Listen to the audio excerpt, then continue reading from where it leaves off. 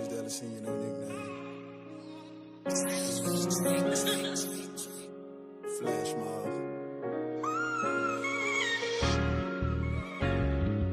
I just think it's funny how it really ain't no such thing as loyalty no more.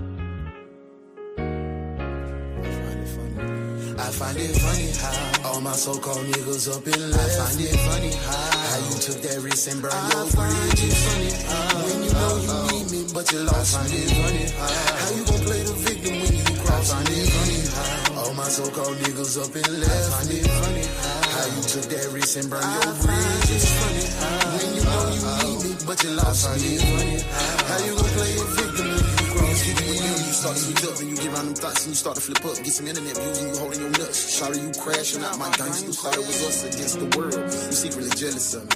I thought this shit was to the grave, but you full of lies and deceit. You screaming ride or die, but money made you bail on me. I'm dropping dimes to you, but you throwing my shit just incomplete. I would've up that fire and made these niggas rest in peace. But you played me, so I gotta question everything. That's why I can't let another fuck nigga get close to me. That's why I keep the 40 with the beam on it right next to me.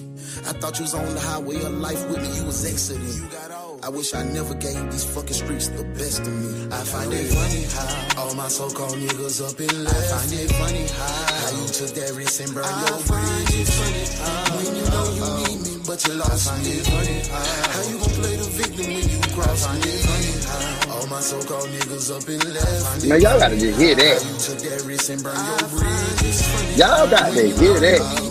I know we done had some people done turn on us. Listen to these now. They love it, all feel the same. You can't tell the difference. These niggas really was my ops disguised with good intentions. I done fed a nigga good to use that mouth to down me.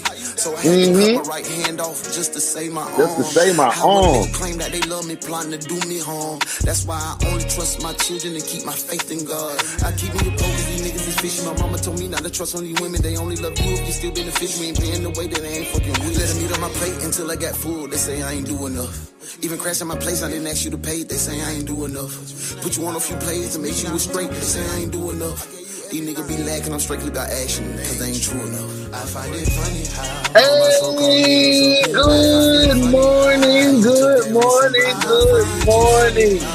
We are here. It is Thankful Thursday. We are in the break room doing what we do, getting ready to solve another case for another day. I want to thank y'all who came out last night in the emergency case of Where is Gannon? We located Gannon in Florida in a suitcase. Thank y'all for rocking in, locking in, and popping in with your boy last night.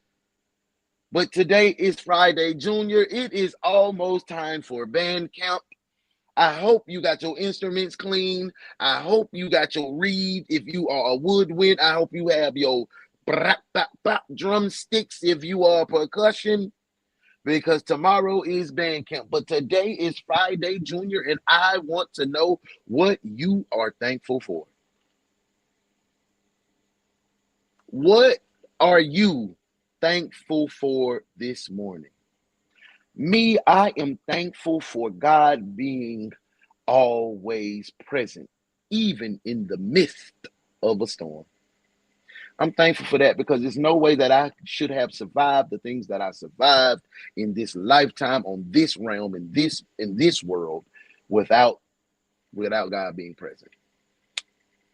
It's no way I should have still been sitting here the way I tried to drive my life off the cliff. But Jesus took the wheel and spun me back. What are you thankful for? I'm thankful for the resiliency. I'm thankful for the perseverance. I'm thankful for the knowledge and the intelligence that I have to make it out of the trenches. Because a lot of us that's in the trenches and from our hometown don't have those common things. Notice I didn't say anything materialistic. Morally, where we from, a lot of people are lacking. I'm just thankful that I'm not one of those. Y'all let me know how y'all feel, Lord. Thank you for another day. Thank you for another opportunity. Thank you for another moment. Thank you for another breath. Thank you for another thought. Thank you for another eye blink. Thank you for the ability to be able to communicate and comprehend. Thank you for the basic necessities of life. Thank you for the grass that grows outside, because I could be in a cell that is all concrete. Thank you for the sun that shines, because I could be in the ground where the sun don't shine and reach me. Thank you for putting me here. Thank you, Lord, for being you. Thank you for being everything. These blessings I ask to continue to pray in my life, to go in my life. I continue to pray in Jesus' almighty name. I pray. Amen. Amen. Amen. Hey, we ready. We turn. How y'all feeling? Y'all feeling good? Y'all feeling good? I'm feeling good. I'm feeling amazing. Yeah. Last night was dope, bro. It was a sad case, but it was dope. You know what I'm saying? It was really dope. Hey, so for if you on YouTube, what I want you to do before we get this thing rolling, man, hit that like button like this. It look like this. It look just like that. Hit that thumbs up. That let me know that you rocking. That let me know that you clocked in. Because you know tomorrow we're gonna come in with them checks. We're gonna have everybody straight tomorrow with the check of that checks. I can't wait till y'all get y'all millions of checks. So make sure you clock in. If you rocking with me on Facebook, make sure you hit that heart button over there. Stay interactive, stay engaged. Hey, we're trying to make sure that everybody in the chat, every detective get to 150 XP points. That means you got to be interactive. You got to be tapping that button. You got to be doing commenting back and forth. You got to be talking to your fellow co-workers. You got to be engaged, because I need every detective that comes into this live this morning to reach 150 points. I'm going to go ahead and go live over here on IG. We got that thing started. Make sure you spin by the Highway Collection. That's highwaycollection.com. Enter the discount code UNO or the code back to school, the number 2, back the number 2 school, and you will receive additional discounts on any merchandise that's purchased off the website. Tay does a update every Friday. It's a new tomorrow's Friday. You better get in where you fit in. Subscribe to the newsletter. Make sure you put your email in the website so you can be always up to date on what's going on the highway. Go get fresh on the highway. It is school time, and I've been seeing a lot of my peers posting their kids, their grandbabies. Y'all got them babies looking good now. Y'all got them looking good. Bravo Zulu to y'all. But I want to challenge y'all, don't just have them looking good. Have them learning good. Have them reading good. Have them on the level that they're supposed to. So the learning starts at home. Learning starts at the kitchen table. Learning doesn't start when you just throw them in front of a tablet and you go lay down because you tired, or you got back there gossiping with goddamn Lakeisha about what goddamn Ricky did at the job. Love on them babies, learn on them babies. And dads, kids remember their lessons, school lessons, way, way more when dad is trying to teach them. Because mom teach them all the time. Mom sit down with them all the time. But when dad get to teaching something, even if you wrong, even if you don't know, show them the process of going through the steps. Oh, hell, goddamn little Johnny, your dad don't know how to do it. Let me go on the internet and boop, boop, boop. See, this is what I searched. I searched this, and this. These are the answers I got. Use your sword. You know what I'm saying? Teach them problem-solving skills. They remember that the most. Ain't nothing, not a stepdaddy or uncle or goddamn biological daddy. Ain't nobody sit down at no table but Jenny Dallas with me. You know how impactful that would be if when you sit down as a father and help your kid with homework. I used to do it. I used to do my kids' projects. They used to get good grades too. I used to stay up all night, get on that Zop. One time I got on that Zop, I made my son an earth. I cut the half of it out. I made the crust and the layers, and I actually had layers. Man, his teacher said, I know he didn't do that, but Mr. Dallas, you did a amazing job. I know he didn't do that. I know he didn't do that, but you did a great job. You guys teamwork. Bad. My boy, only thing he did was put his name on that project. That boy got an A+ on that guy. You know? Hey man, we done had a lot of conversation here in the break room. I gotta change our little you know what I'm saying? I gotta change my little graphic. I'm gonna get that break room because we done switched it from the water cooler to the break room. Meet me in the break room. That's what we in. So now y'all's telling when we come back, we gonna get into the roll call, man. Y'all ready? Y'all ready to get into the roll call? Let's do it. See which one of y'all came to work today to get their money on. Roll call. Hurry up, detectives. It's time to work. All right. Let's see who in the building. Hey, I wanna shout out to my girl Sharon, man. Listen, I be backstage and I could see everything that come up on the screen, even if we're not even live. If you tap the button, I can see it'll tell me who did whatever. Sharon been in here the same time I've been in here. And I want to say thank you, bro, because Shawty came in about 2 weeks ago. Um, like, oh dang, I didn't know you did true crime, and she ain't miss a beat yet. She worked, she do everything. She got a family, a husband that she take care of, but she ain't miss a beat yet. She is on the morning and the afternoon. And I just want to salute her for coming in so strong and being a part of the movement and supporting. That's real love. I appreciate you. I'm thankful for you. It's Thankful Thursday. I'm thankful. Hey, my girl in the building, Miss Modesty. You already know how we rocking. You know how we locked in. I'm thankful for you to be here this morning. I'm thankful for your friendship. Mother said, hey, great morning, people. Look who's early and about done us a coffee. Hey, that's my girl, Muff. Muff, you know I always thank you for being you and rocking out with your boy. Y'all be everywhere with you. Where's the skipping emoji? We need to do that. We need to get a skipping emoji. Say it. What we doing today? You know what we do every day. Lock these folk the hell up. We locking them up, Muff. Hey, locking up somebody, child? Yes, yes. Good morning. That was me. I said good morning. I said that. I said good morning, lady. Yo. Hey, Monica said good morning, beautiful people. What's sad is I can't even begin my real job until we solve our case for the day. Lord, they gonna fire you. But we hiring over here. Your check's gonna come tomorrow, so you don't even have to worry about it because your check's.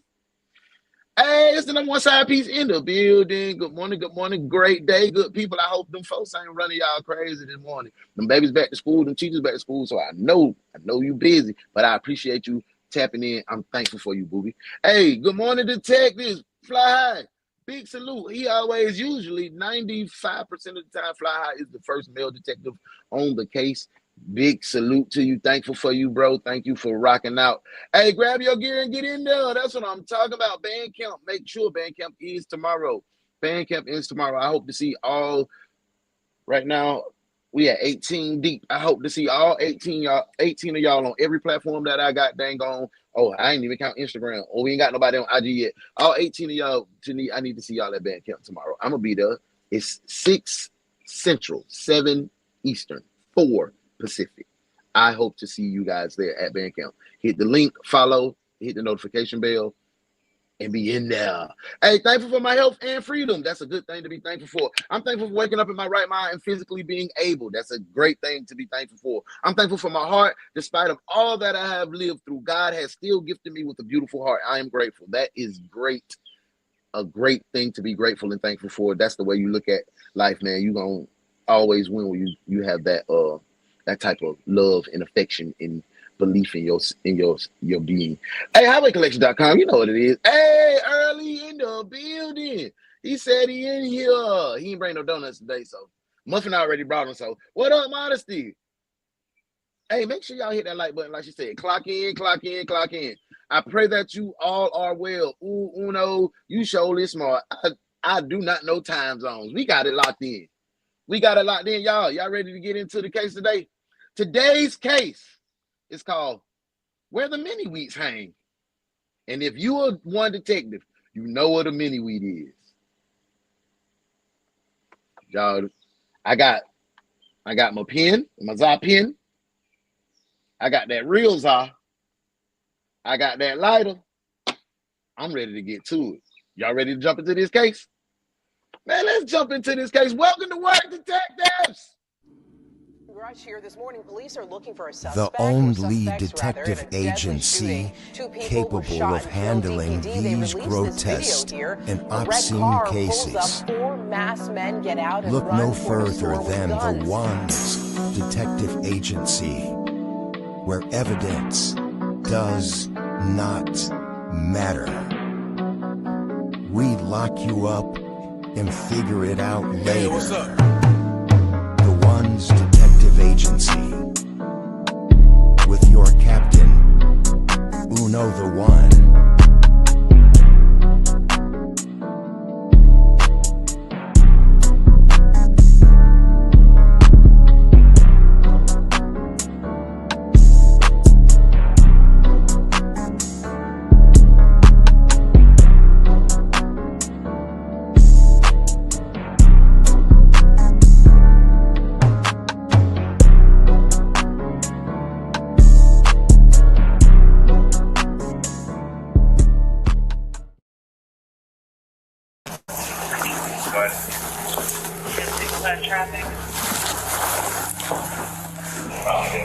You want to hold in the basement and we'll go up?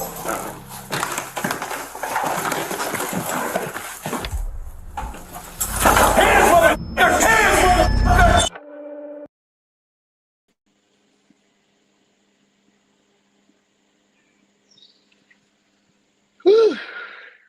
We can go ahead and strike this up because I think this one finna be a doozy. This finna be a dippity doodah this morning. We ain't even got nobody to lock up right now. I can't put no cuffs on nobody right now. I can't. That's how we just came on like free mama. Like damn, bro, you ain't even give me time to gather myself. I said, oh, I did good this morning on the intro. I did real good. I'm playing it back in my head, like, okay, next step is the case. The case gonna build up. I thought we were finna, this is Timmy Ray. You know what I'm saying? Like we usually do. But now they came in free. I'm going to strike this up because I was not prepared. I was not prepared for this, bro. Straight up. Like, well, damn. That's what I feel, D. Like, well, damn, brother. Even the trap got a little furniture. Yeah. Trap that with a little furniture. You got to have something to lay on to bring the J's on. You know, trap nigga be doing what they do too now. They be doing what they do. Hey, that's how we start. That's what I said. Hey, good morning, Fee. Good to see you. I hope everything good, Joe Wade. Thank you for locking in and becoming one of the detectives. Hey, detectives. We got a new detective. Say, hey, Fee. Go ahead and give it an application to see if she can qualify to be one of the detectives in solve these cases. If she ain't putting folks in jail without evidence, she can't be a detective. We don't need people that's doing it by the books. We throwing folk in prison, and then we'll figure it out later. Hey, thank you for being here. Hey, gone on and quarantine the location. Lock it up. Oh, we locking up the location because that thing look bad. They said, yeah, nah. Y'all want to start back from the top? Let's start back from the top real quick. Yeah. It ain't no but 18 seconds. Y'all complaining. It's 18 seconds. Let's go.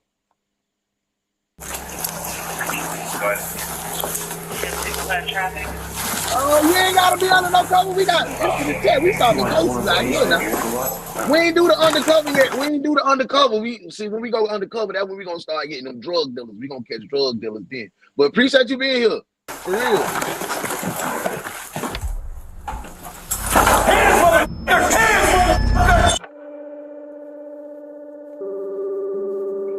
Officers arrived at the scene of an elderly man suspected of murder. Go ahead, come in here. Okay, let me be. We gonna be. These doors open right here. It is not normal. Okay. We got our third person on the screen. She say, I came here and the door open. And that's not normal. Auntie Sarah, she done. We locking her up? But we need a little more time now. Y'all let me know. This one I got my mind messed up already because it's too intense. It picked up too fast. It picked up too fast. I wasn't even ready. We usually roll into this, bro. We just don't come with the action. And y'all know I don't watch these until we watch it together. I was prepared to like, we gonna roll in here. This was Johnny Lee. Johnny Lee is like, you know what I'm saying? This is how I usually be. Let's see. Oh, okay, we got some. Let's see. My girl Modesty said, who suck his feet? Just understand today you under surveillance for a potential job at the DaOnes Detective Agency. Hope you get your badge today. Do good now. You gotta be involved, you gotta be engaged, you gotta get to your 150 XP points. You gotta communicate with the detectives. That's for everybody. I want everybody to get 150. Hey, Fee. Sergeant Early said she did it. Cuff her. Okay? That's one. She did it. Yep. Let's give Sarah the benefit of the doubt. Okay, that's okay. I'm with Fly High. House dirty as hell. Yeah, right. Okay, we cuff him. That's 3. I gotta cuff her up. Let's get these cuffs on this woman, man. Detective, put the cuffs on this one. At least until we figure it out later. Cuff him now. This is Sarah Evans. She's just found the body of her good friend Benny King covered in blood inside his own home. Ben house nice too. It clean.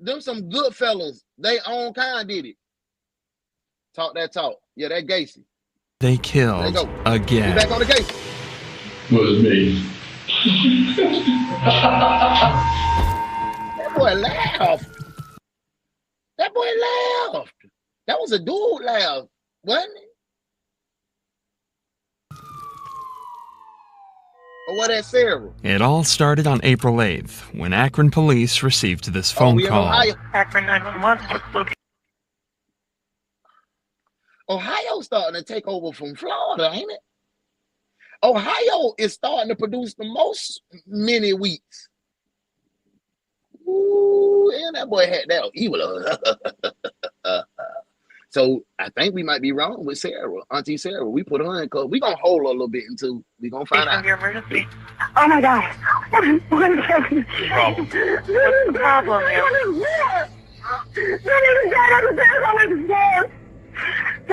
Ma'am, is he breathing? This Sarah now. This Sarah. Remember that. Immediately, police rushed to the scene. Okay. Let's talk. We already here. I'm gonna put y'all in office. Okay. So after hearing that 911 call, after y'all hear how Sarah responded, Miss Sarah, the lady, special friend, what y'all feeling about Sarah? Y'all think she's still that one? Y'all want to let her out the cuffs? Now I gotta make a graphic to free her. Let her go. We gotta see. We be like a folk up. We gotta be able to take them cuffs out. We just keep them in the cuffs and keep them in the forever. So are we letting her go based upon the 911 call? Or y'all want some more time? We gonna keep her in. We gonna detain her. Y'all let me know in the comments. We back on the case.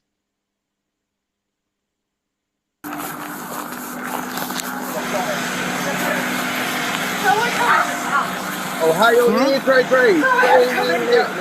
Okay. You wanna go hang out over there for us so you can have room to work here? I think so too, Shell. She helped set Ground it up. floor had been ransacked, but it was the scene upstairs We that gonna had keep her a little terrified bit Sarah. longer. Bet. Upstairs lay her good friend, 69-year-old Benny King, and cops would find that Ooh, Mr. Ben look good to be 69, boy. Mr. Ben, boy. Rest in peace, Mr. Ben. Sarah gonna sue our ass. Take the cuffs off. She innocent. Okay. he'd been stabbed 33 times. Where's his injuries at? I don't know. I have not touched him. All I did was touch him to see if he was stiff, but he's stiff and cold. So we're calling it out, I guess. Yeah, I'm not gonna move him. We'll let the me. Okay. Initially, the cops had no idea what could have possibly happened to Benny, but as they explored the house more, a clear picture would slowly be painted of exactly what had happened. His bed. Y'all, we ain't call nobody no dog yet. This one, man. Usually we done solve the case before the first 5 minutes. Ooh, we gotta work today. They got us working today. It was absolutely soaked in blood, and his walls were covered in it too. Police presumed that Benny had been attacked in his bedroom before he crawled into the hallway. It wasn't Sarah. He said stabbed 53 times. 53. I'm in here listening hard and missed that. Y'all, hey. Come on. Let's go to the office. We gotta talk. We gotta talk. Detective, in my office. Now. Hear me out. Hear me out, right? Sergeant Early paid attention. He heard them say he was stabbed 53 times, right? In the bedroom. Crime of passion. In the bedroom, he got a white beat in his drawers on. Maybe a little lady friend was over there like, whoa. What y'all thinking? Female type attack? The man in his drawers and his white beater in the bedroom. Done hit him 53 times. That's some enraged. You cheated on me, Benji. What y'all think? Y'all let me know, man, in the comments. Female, male, what y'all thinking, bro? Cause early he on it today. Now y'all on it. Begging for his life, where the killer finished the job. The majority of the cuts were to his head, neck, and upper body, but there were a few wounds on his hands as well, indicating that Benny had courageously tried to fight back. The police don't know this yet, but in just a few weeks, this exact scene would be found across town in an identical murder. For now, though, what police found in the kitchen was even more bizarre. Let's see. Can't find anything? I didn't dig around too much there. Oh, I can't wait till we do the SWAT division. Because we're going to be able to see all the blurred out situations, y'all. Because I paid for it. We're going to have a good time, boy, on Saturday mornings. I'll give you some more updates. We're going to have regular overtime this Saturday, though. Regular overtime. I'm really not going to. Well, because the lady who That's called what I'm said saying. that all Must sound like a crime of passion. She checks on them on a regular basis and she's like, I don't know why that would be like that. Like someone was listening there looking for something. Like all the cabinets here are open. I mean, who does this? Oddly, though, nothing seemed to have been displaced or stolen. Something very strange is going on. So the cops turned to the person that discovered Benny's body, Sarah Evans, who had some crucial information that would start to spiral this case into a complex mystery. Was it the back door that you found open? No, the front. When I come back to 11:30, this door was locked. Okay. And when I called you, when I come. Miss Sarah,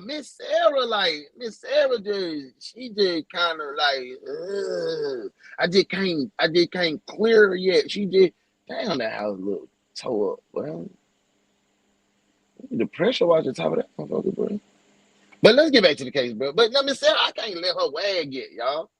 Back up, the front door was unlocked. Okay, so you actually here this morning at 11:30.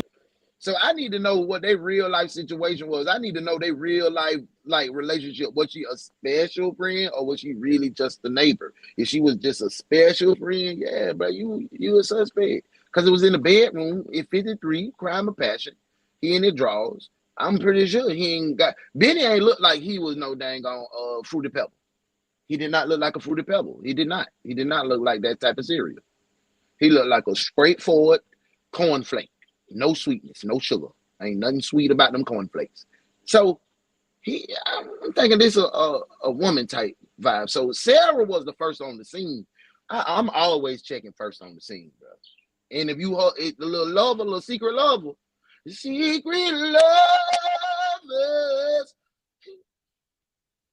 Can y'all believe Jenny played that at her goddamn wedding to Connie? Let's get back to the case, man. And you spoke to him then? No, I didn't see him. I thought he would lay down and take a nap from 3. And then you came back a little bit after 1, and that's when you found the door open. Yeah, it was unlocked. Okay. The back door is unlocked too. 11:59. Does he usually keep his doors locked? Yeah. 23 Mo Drive. So I said he locks it. He goes to take a nap, but as soon as he gets up in the morning, he unlocks it. Was the dog out when you got here? No, the dog was in the chair. Okay. In the chair when I come in the door. And that's why I knew when I seen the stand over and the dog in the chair. Mm-hmm. Detectives then asked Sarah if she could think of anyone who had any issues with Benny. That's when she mentioned 2 brothers, Justin and Johnny, who were often seen visiting Benny. Sarah. Oh, damn. Oh, damn. What are we doing, detectives? We done introduced Justin and Johnny. They look sketchier than a fool, too. Ooh, I want to go back so we can pull them fools up, man. They just popped up. I couldn't catch Justin and Johnny real quick, man. I could not catch Justin and Johnny, man.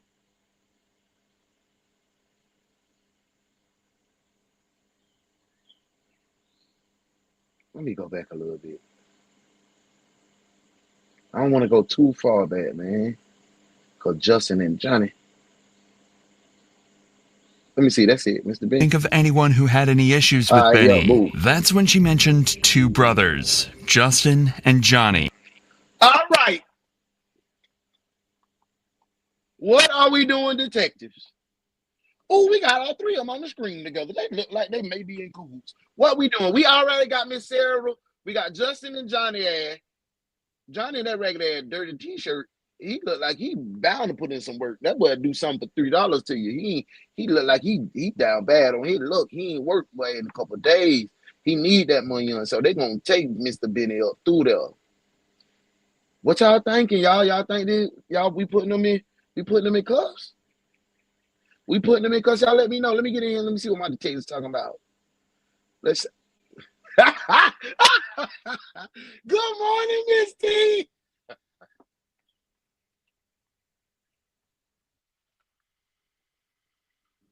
My girl said, hey man, you ain't gotta do all that rigmarole. Miss T said, hey, bro,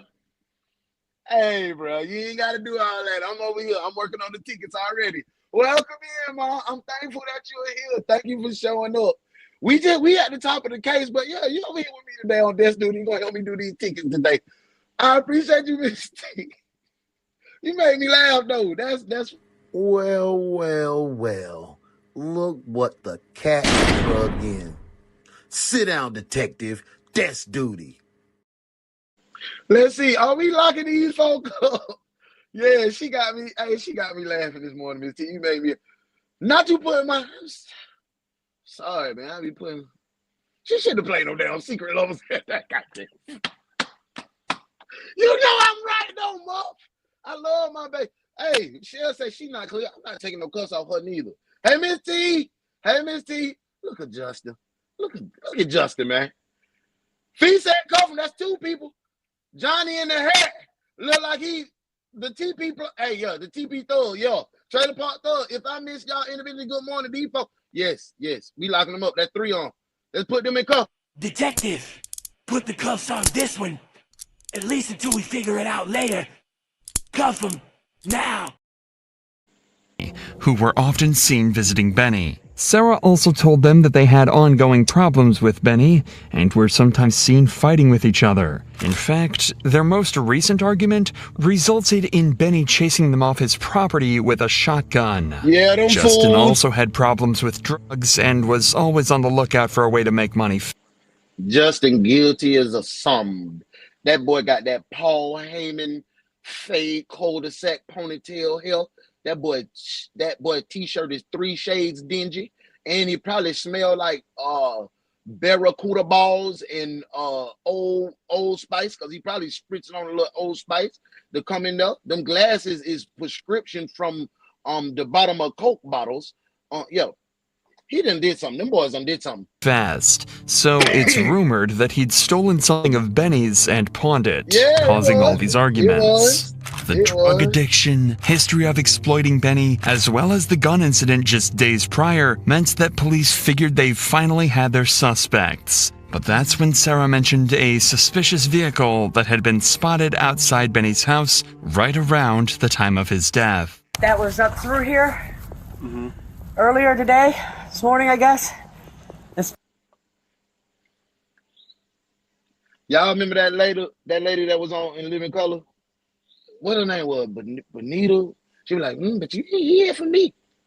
That's what Sarah is. She's the neighborhood watch. She know everybody's business.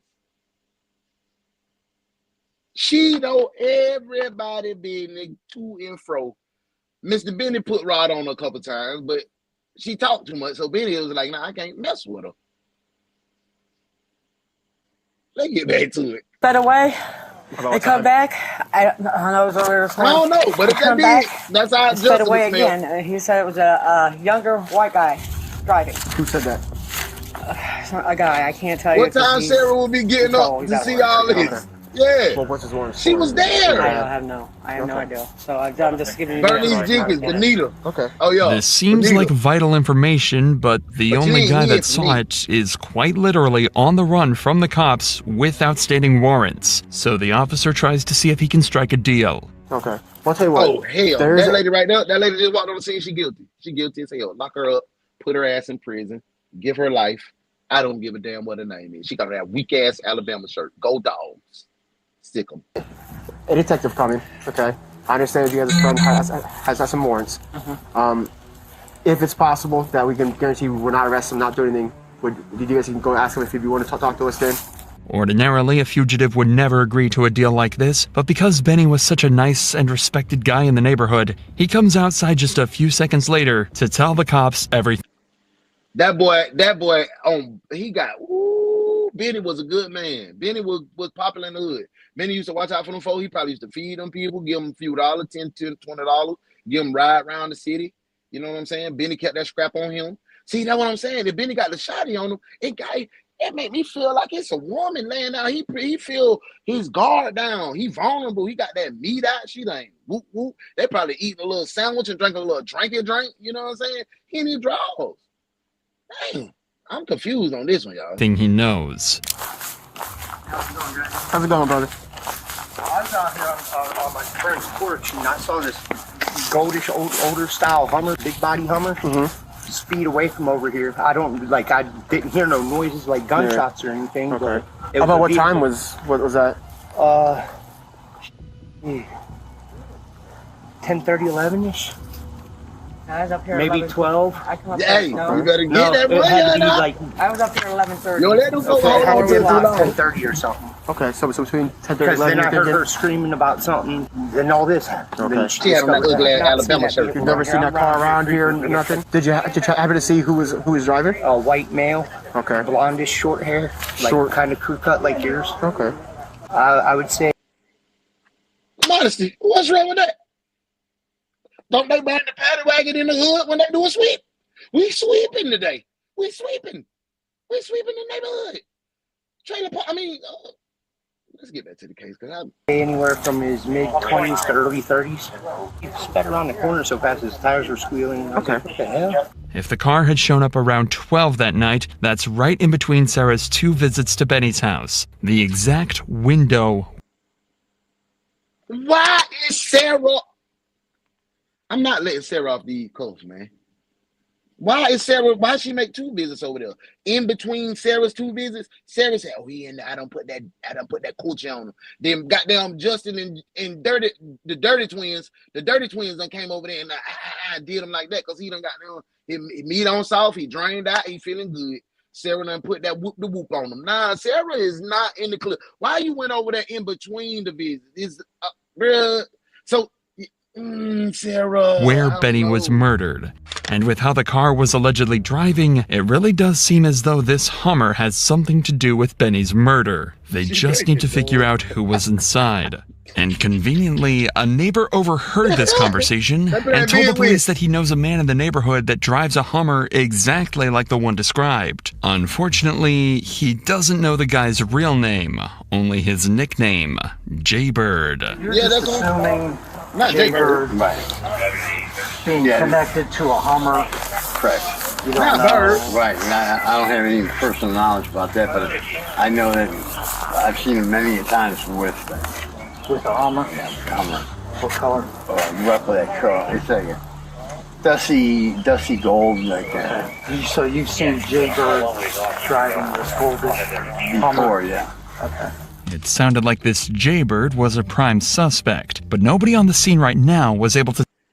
That's that boy dirty ass shirt. That's Justin. That's Justin. Dirty ass Justin.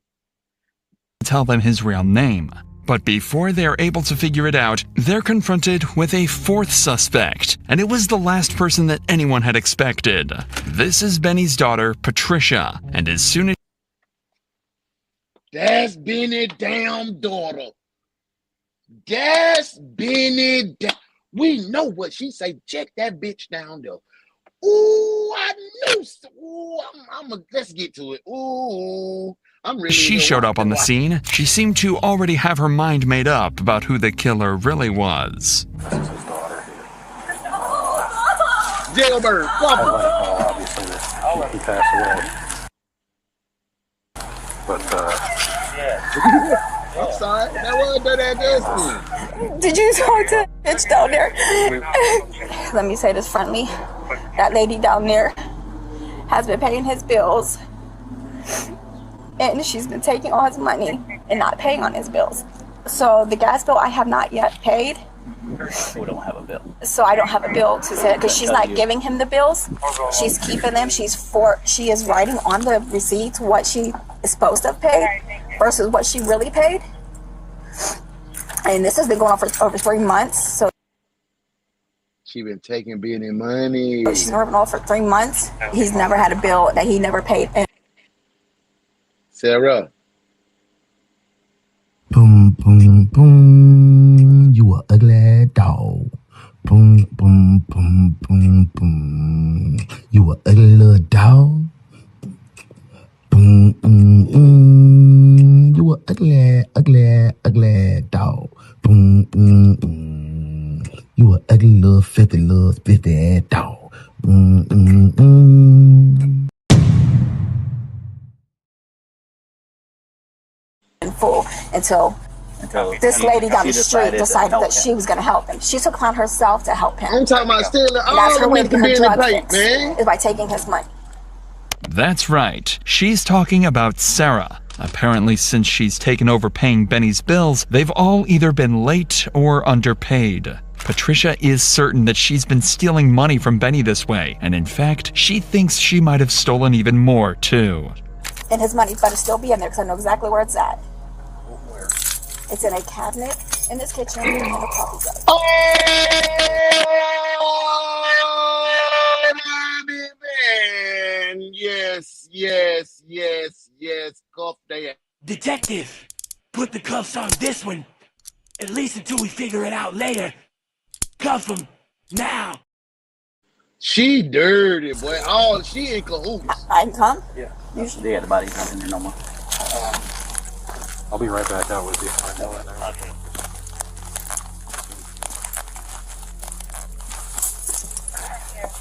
Finesse and the modesty.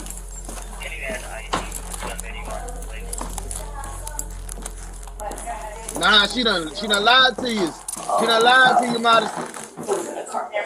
Yeah, see, yeah, she not in the clear at all. I locked her ass up.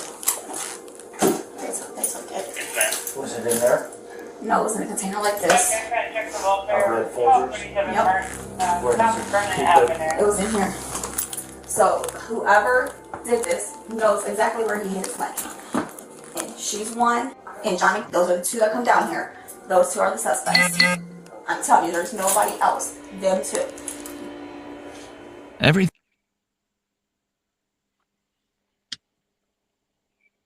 What is going on in the sheets and between the sheets in my home?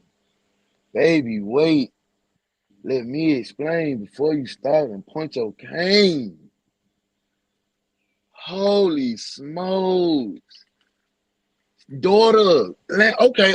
I'm gonna keep it real P though. I'm gonna keep it real P because I'm looking at this from the outside in. Daughter, why you let this lady take over his bill paying? The only way a daughter will let a daddy money go to another woman is they are romantically involved. Recall that, right? 53 stabbies, bloop, bloop, bloop, bloop.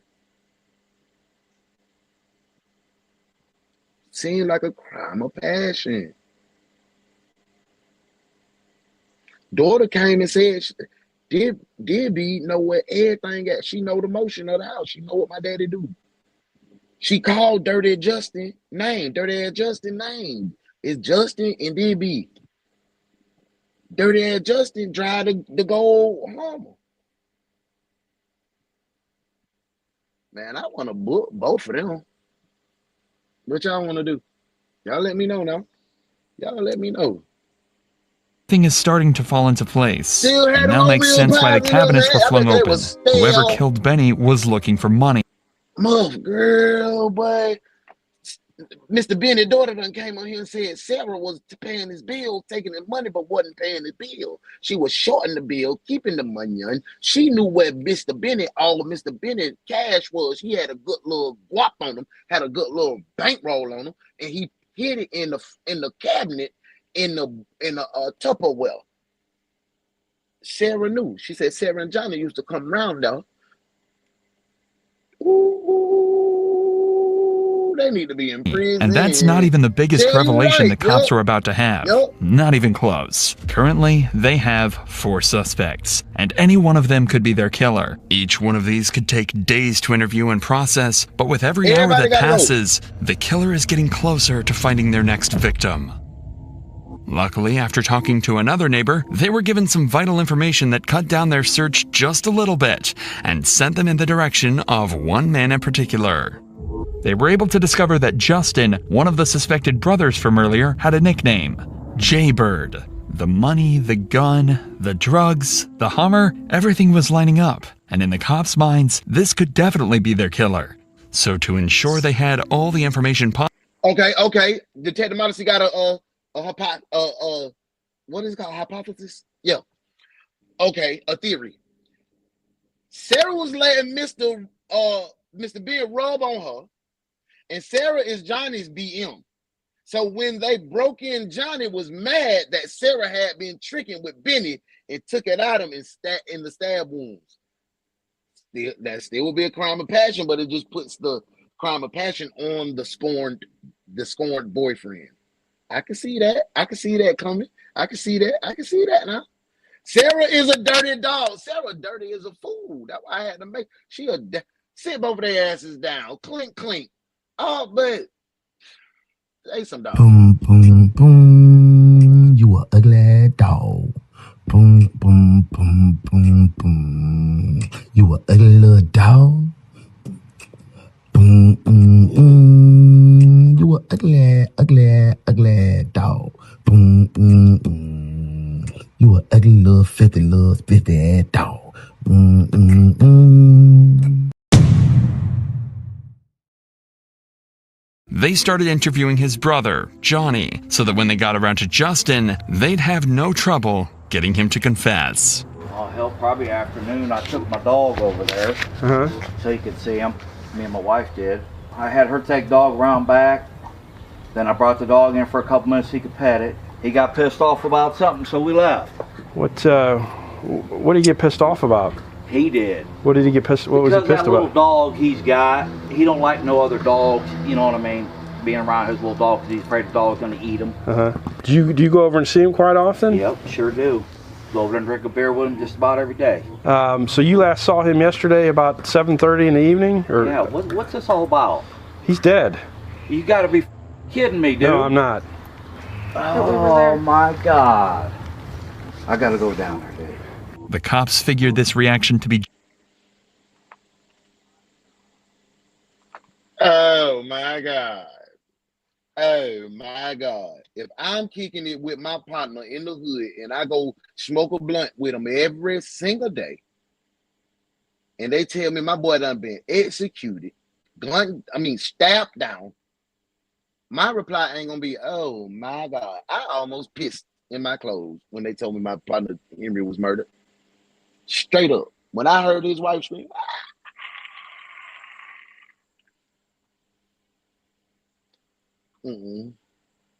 I ain't buying that. Genuine, and as they talked to him more, they became certain that Johnny didn't know anything about the crime. But ain't Johnny Justin brother? Doesn't mean his brother is innocent. In fact, what Johnny is about to say actually makes the cops even more suspicious. Who is Justin? Brother. Okay, would he have seen him later than you had? No, he ain't been a lot around down there. If somebody said they saw him down there, that wouldn't be true? I don't know. When I go down there, my brother ain't there.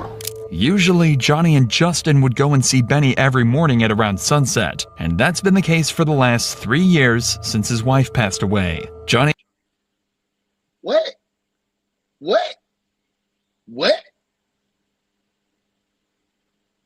How they go see him every morning around sunset? It doesn't make any sense. I got my listening ears on. He can't think of a reason for Justin to be down there so early, especially not on his own without telling him. Johnny was even able to provide some extra details about the disagreement they had recently, proving to the cops just how heated it had gotten between them. He told him, look, get away from my house, don't you ever come back again. He said, I've loaned you money 4 or 5 times on this bull.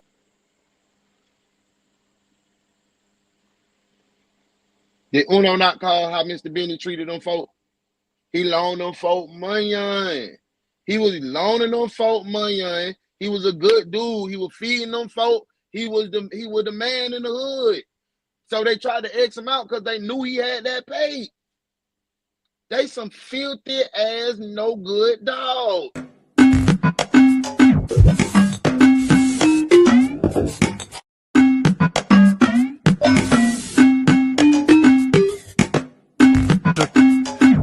You're a dog. Welcome to the Flash Mob TV lineup. Starting with the #1 morning show, DaOnes Detective Agency. And the new video reaction show starring Tay White in Another One, You're Messing With It. Join us on Monday nights at 9 p.m. Eastern Standard Time with Bossman Blake and Uno the One as they host Grown Folk Talk. And the wildest show on the internet, Uno Does the Internet, goes live every night Thursday at 9:05. And Fridays belong to Bandcamp. Join host Modest Moments as she give you a journey into Bandcamp at 6. And on Saturdays, DaOnes Detective Agency presents Street Beat, the Overtime Hours. Come get you some overtime Saturday, 9:05. It's a host of things here on Flash Mob Entertainment. Don't miss.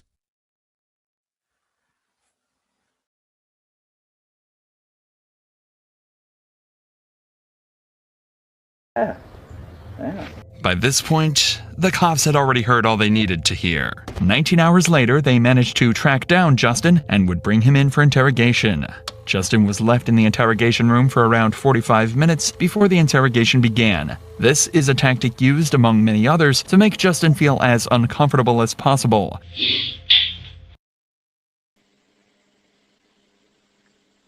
Boy, that boy shoe filthy. That boy's shirt filthy. How the hell you ride around with those goddamn homo that take $100 to fill up in gas, brother? Justin had to be doing something. Hey, Justin, you are arrested for those warrants we talked about. You got 4 warrants on you. How do you know him? What is your relationship with him? Can you kind of take us through that? My brother, he was more or less like a stepfather, pretty much. How so? Took a stick and give me $1 or a cigarette or something to eat, or you know what I mean. I lived next door to him there for 4 or 5 months. Even I had a warrant, which I went and did my time and got it all taken care of. You know what I mean. If you're asking, did I kill him? No, I did not. Seems rather straightforward from Justin's perspective. Hey, brother, we didn't even get there. We didn't even get there, Justin. We didn't even say, I just had to explain the relationship with him. I ain't kill him. Bitch, I said explain the relationship with him. You're guilty, Justin. I want to, hey, just in case you forgot. Detective, put the cuffs on this one, at least until we figure it out later. Cuff him, now. He had exactly the same nice things to say about Benny and doesn't seem stressed out or anxious about being here. He's leaning forwards towards the detective instead of instinctively pulling away. He's maintaining eye contact when he can, and his tone seems deliberate and genuine. Everything about how he's presenting himself. Hey. If y'all are old head detective like me, and y'all used to watch that wrestling, that boy got that Shawn Michaels when Shawn Michaels.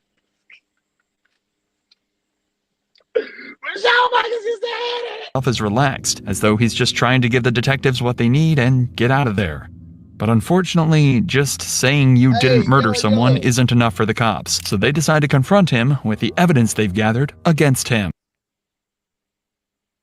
Hey, let's go now. Let me go check now. I need everybody to get the 150 XP. Okay, Sharon at 125, Modesty at 125, Booby at 75, Muff at 75, Miss T at 75, Fee at 75, Big Willis at 75. Come on, y'all. We got to be interactive. Let's keep interacting, keep hitting that like, keep running it up. I appreciate y'all being here.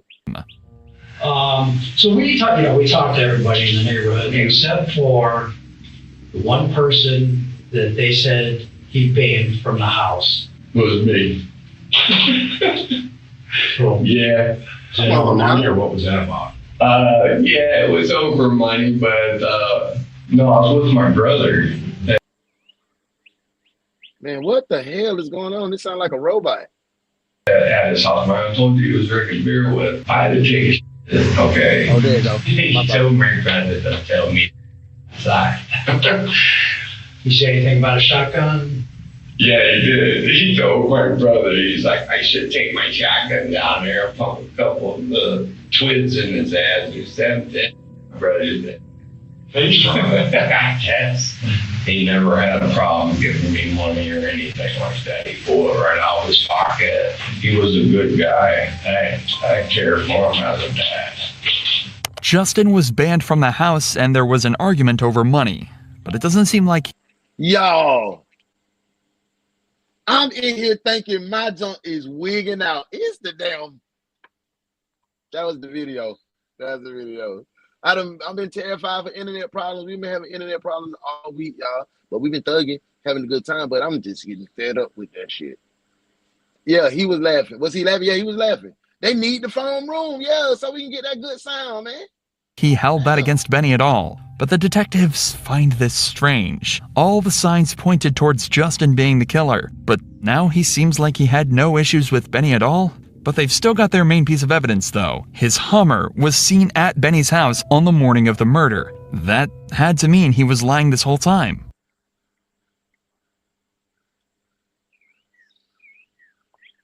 Right? You drove or used to drive a Hummer? Hummer? You ever drive a Hummer in the neighborhood? No. Did you ever work on a Hummer? Never had, no. I wish I had fucking Hummer. You know anybody that... No. If you watch any interrogation where a guilty suspect is confronted with a piece of valid evidence, their reaction is always very stiff and short. They try and deflect it immediately by saying no and explaining exactly why that could never be the case without showing a hint of emotion. Justin is an ex-convict that works various handyman jobs jumping from place to place.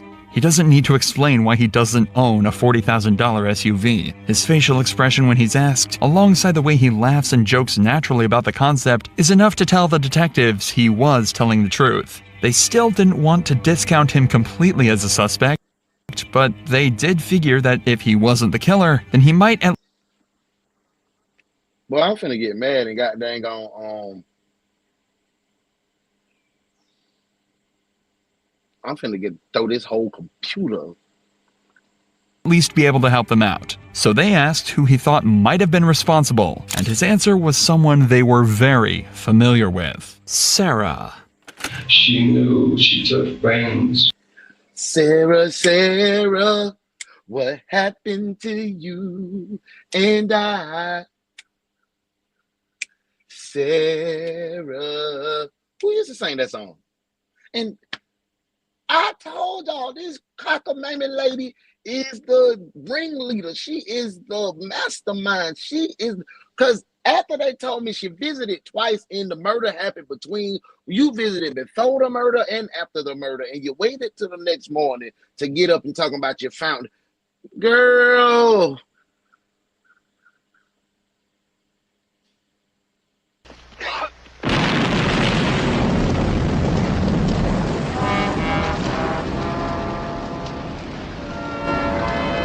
Maybe he was the lucky one. His troubles are over. Hook him down on murder 1, 2 counts.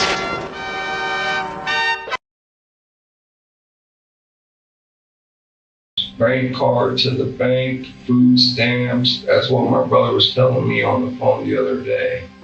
And he thinks that she might have had something to do with it. So if I point a finger, I'd probably check her for sure. Of course, he's talking about Sarah, and he's accusing her of exactly the same thing Patricia did earlier. And in fact, John had even mentioned this in his interview earlier that day too. Anybody in that neighborhood or anybody have any problems with him or give him a rough time? Yeah, what's called down the street. Who's that? I'm trying to think of her name. She lives down at the end of the road. She'd go over there, take his money for bills, go up to the corner store, and was supposed to pay on all his bills. Well, come to find out, she ain't been paying the full amount on your bills. She's been... See, the daughter was not lying. Is this me? Is this Sarah? What happened to you and I? That junk came out when I was probably about 12. Y'all don't remember that song? I gotta go find it now. Y'all done tripped me out. Been only paying a half, and I went over there one day. He said, after all I've done for that bitch. Did they reconcile at all, or? No, he said, look, you're a thief. Get the out of my house. Don't ever ask me for another dime. Quickly, the cops are starting to realize that Sarah wasn't the wonderful, trusted member of the community that they'd assumed she was. Now, 3 people have claimed that she was exploiting Benny's trust to steal his money, and all are saying that she could be the killer. To make matters worse for her, she's also the only person left that knew about his money stash in the company.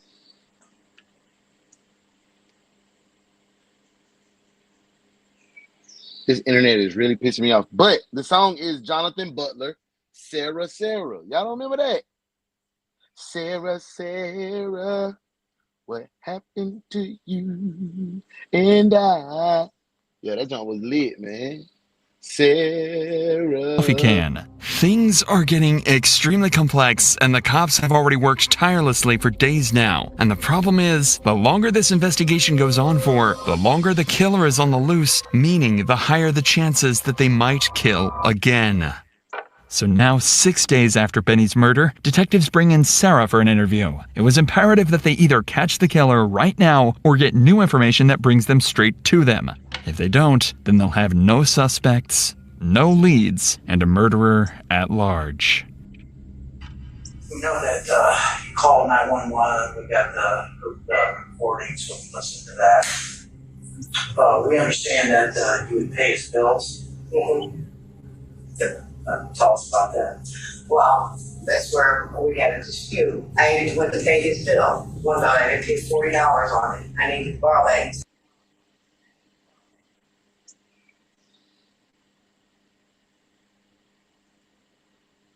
I did not remember. I paid him back his $40. That's why I was still wrong. That was you weren't there. That we made up, yeah. In the interview, similarly to Justin, Sarah doesn't deny the disagreement between them and fully admits that she took some money from him to pay his bills. But again, they seem to make up and become friends again. This time, though, the detectives aren't buying it. Not when so much is on the line. We're hearing 2 different sides of what we're talking about. We're hearing what you're telling us, but we're hearing from his daughter and what his best friend's telling us. Now, we've been hearing that he banned you from coming to his house. He didn't want you handling his bills or anything like that. So much that the owner of the store called him and said, hey, she's scamming you. So you're telling us that is not true. That's not true. That is not true. I went up there. I didn't go up there until I had the $40 in my hand to pay him. Sarah is saying that all she took from Benny was $40, and she even paid it back. It'd just been blown out of proportion as she wasn't able to get in contact with Patricia and Johnny to clear her name again. It's suspicious, but the detectives aren't going to get anything more out of her on this front. So they decide to ask her some more background questions. Usually these don't end up solving the case, but this time, one of their questions provoked an answer that seriously piqued their interest. There's a lady there that was smoking. She had like salt, pepper hair, long hair. That's not your. Let me ask you this: it's not your daughter. That she's not. My daughter. Yeah. Yeah. That's your daughter. She doesn't live there with you. Do you have any other children? Yeah. Did any of them live with you? The audio we received from the police department is censored here, but Sarah tells the cops about her other kid, a boy named Jason, a boy who had just gotten out of prison. Wait a minute. That's another J that done came in the mix. I done threw little dirty damn Justin in prison. I need to just watch a little more before I get to throwing these people in jail. I ain't gonna apologize to a little dirty Justin just yet. Okay, I'm sorry, Justin. Are we letting Justin off yet, y'all? Are we? I called the man dirty. I said his shirt was dirty. I said he smelled like barracuda balls and everything. I'm sorry, Justin. Sorry, bro.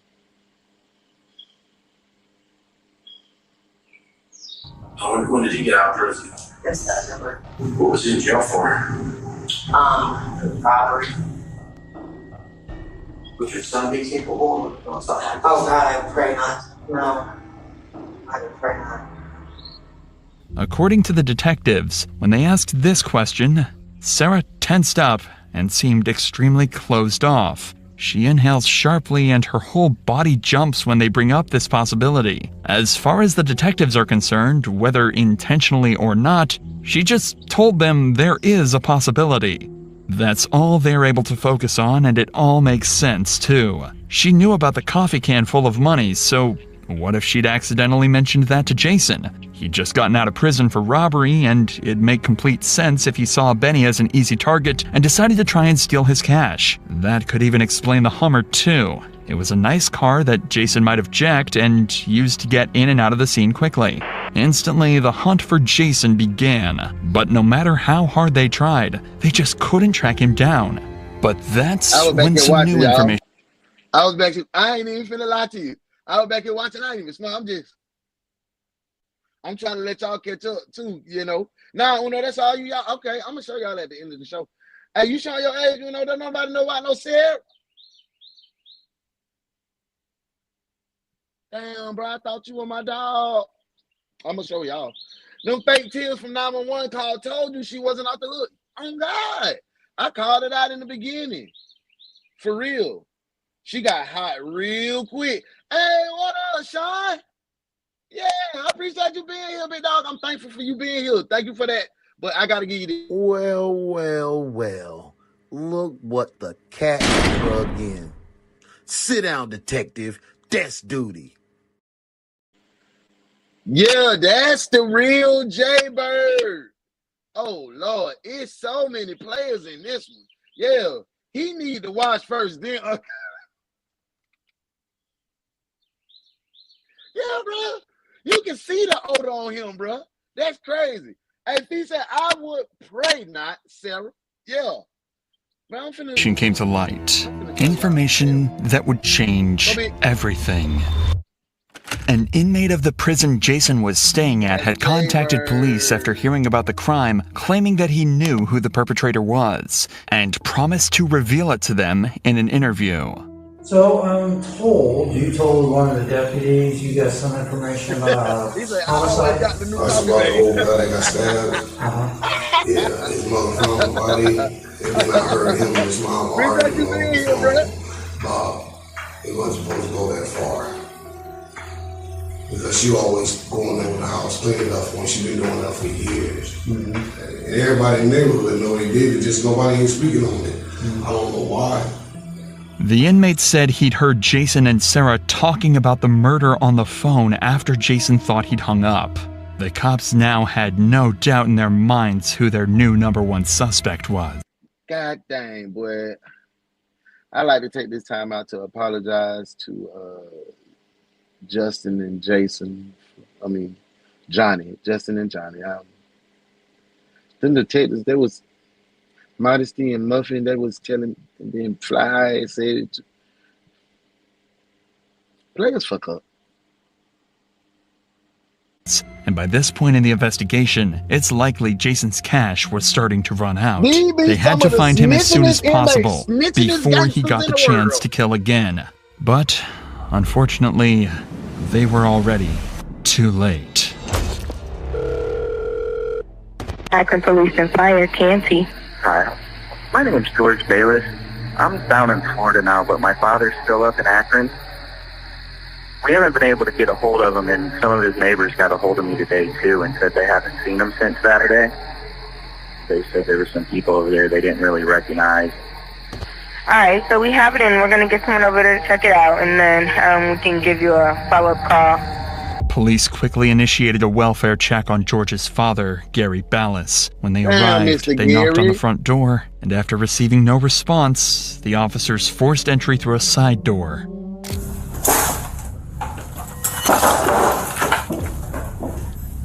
He nothing but a snitch, Mitch, on God. Akron Police! Gary, it's Akron Police!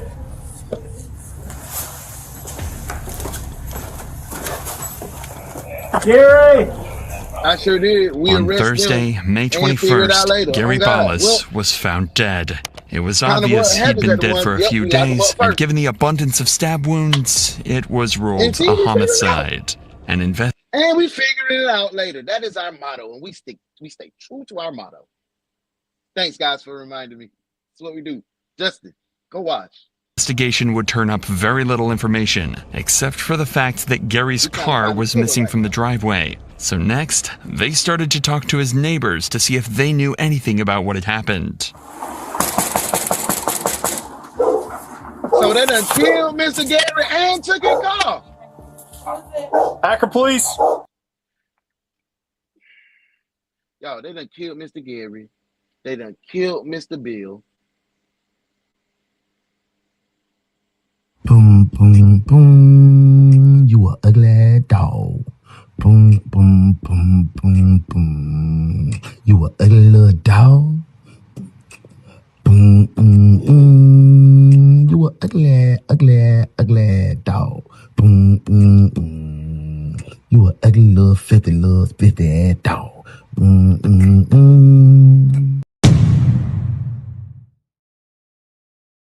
Just wonder if I could talk to you a couple seconds about your neighbor behind you. Everybody's house dirty. Police go? Was anybody there with him? He came over here. Oh yeah? Knocked on the door. What did he say? He came over to pick flowers out of the yard. Purple ones? My lilacs. Did he have anybody with him when he was there? He came over here by himself. Did he have that car there Tuesday? I don't remember. I was over here. Right. Do you remember? Do you know what kind of car it is? Blue station wagon. Like a Subaru? Yeah. Anybody else live here that might have seen him? My kids Hey, what's live up? here with me. Have you seen your neighbor lately? Gary? Yeah. No, last time I saw him was like 3-4 days ago. The car was there when she took the flowers over. Do you remember? The car hasn't been there for over a week. A week? You want to step out here for 1 second? Why I'm trying to look around the door, y'all? Why I'm on the cable? Who is that? Who is that? Is the house clear? Do they?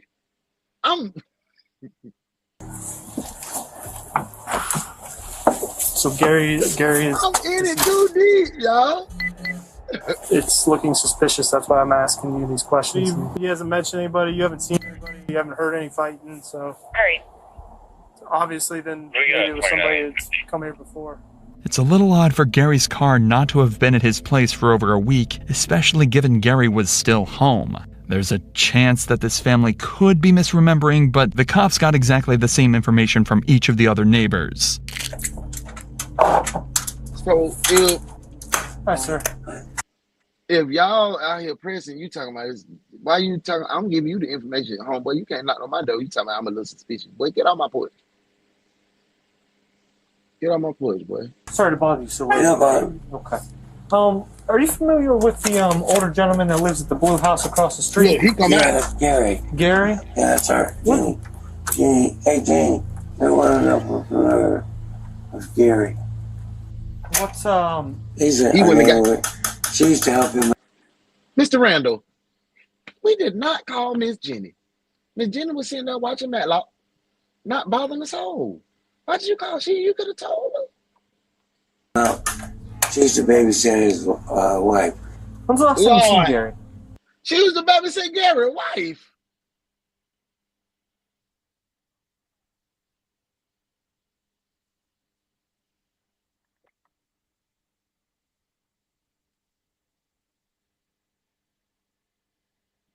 Mr. Gary, look. Mr. Gary, y'all age and your wife,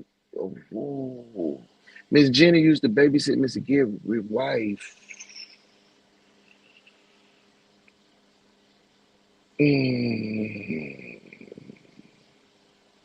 Mr. Randall,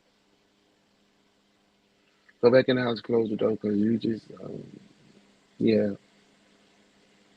He needed CPAP. He ain't breathing right. Mr. Randall. A couple days. Couple days? Yeah. Like cutting grass. Do you remember what day that was? Today's what? Thursday. Yeah, today's Thursday. Thursday. Probably not on Monday. Monday? Yeah. He's always out cutting his grass. Is he? He frequents cutting his Oh, grass? Miss Jenny probably always got to cut the grass. You were investigating an incident that occurred over there. Oh, okay. Okay. The only issue was, not a single one of the neighbors could tell the cops who might be driving that car. Gary did have visitors. Nah, I'm saying, talking about she used to babysit Gary, Mr. Gary's wife. That means Mr. Gary had a little young dinner bopper, didn't he? You feel me? Cause Miss Jenny, she up there. And Gary up there. See, look now. Look, that Mr. Gary, right? Mr. Gary like them young. Is that Epstein? Let me go.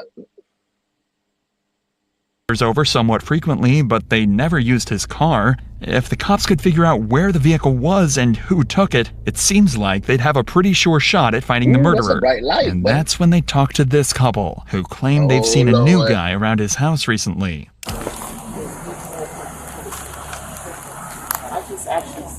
What Auntie Lois and Sylvester? No, that ain't Sylvester. That's a black person name. His name is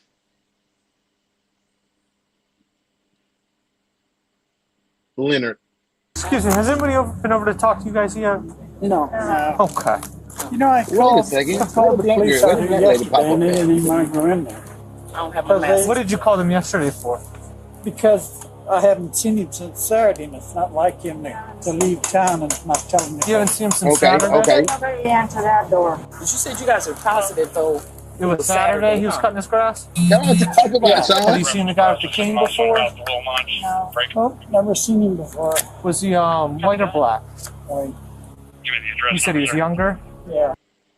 I'd like to go back to the very beginning of this dang on video. You little fat little chubby ass dude in the beginning. He was a 6'5" black guy. I should swing on your head, boy.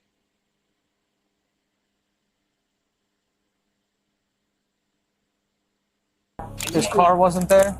No, his car hasn't been there since Sunday. Okay. But soon the cops were able to put together exactly what had happened. It turns out Gary...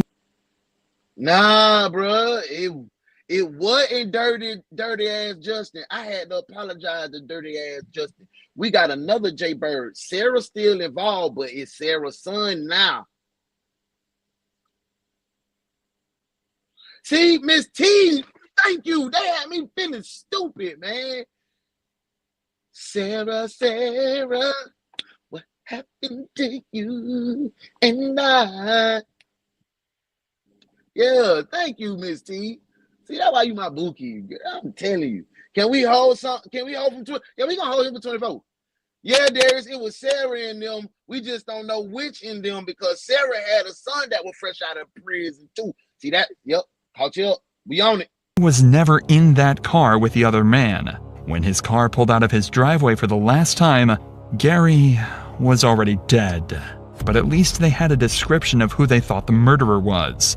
And even better, just a short time after, the cops received word that his car had been seen at a gas station on a surveillance camera. Unfortunately, the camera quality was too poor to properly make out his identity, but at least the cops now know without a shadow of a doubt that if they find that car, they can find the man that killed Gary. But it turns out someone had already done that for them. An unnamed witness came forward and told them that he'd seen that very car and knew precisely who it now belonged to. Jason came over Sunday morning. Jason, hey. We booking these folks, Sarah and Jason. We booking. That's who we say guilty.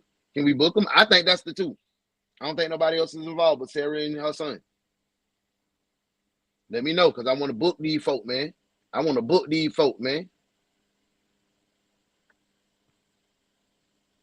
Yeah, nah, Gary gone too. Yeah, Gary out of there. Gary dead too. Yeah, they done killed Mr. Bill, Benny. They done killed Benny. They done killed Mr. Gary. They said it was another. He was gonna help me work on the house I'm working on. Do you know Jason's last name? Shogley, or I don't even know how to pronounce it, something like that. Anyway, he came over, but I had to go to Harbor Freight because I needed a grinder. And so I told him, I said, I got to go to Harbor Freight. Yeah, he said, oh, I'll take you. And I said, wait a minute, Jason. I said, I'm not getting in no hot car. I said, is that car hot? He said, no, the car is not hot. Uncle Willie, no, I wouldn't do you like that. The car is not hot. The car this man is talking about is Gary's Subaru. But more importantly, he just mentioned the name of the man they believe killed Benny, Jason Shockley. Hey. This was a shocking breakthrough in both cases. Jay Shock. Hey, Sean. Now I gotta go make that a graphic. That's how you do good detective work.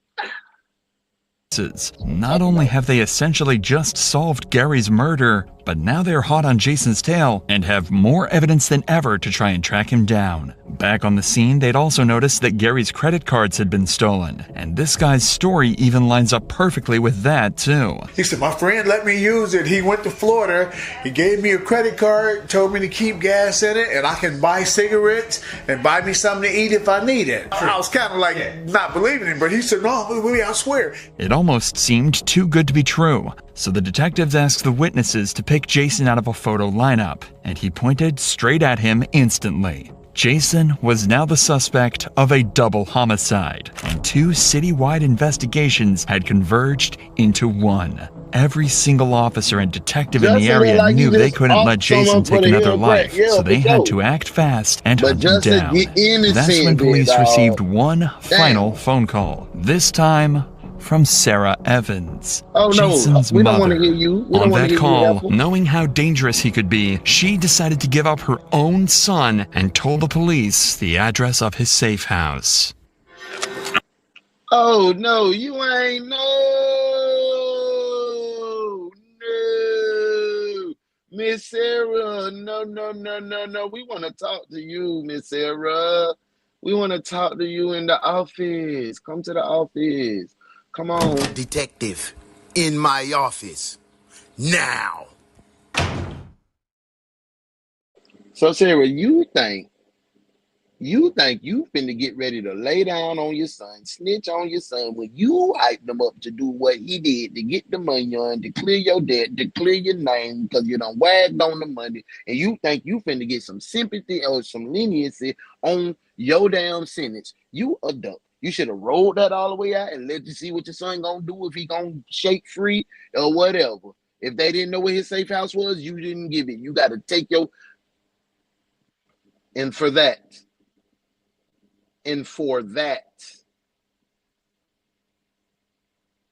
boom, boom, boom, you a ugly dog.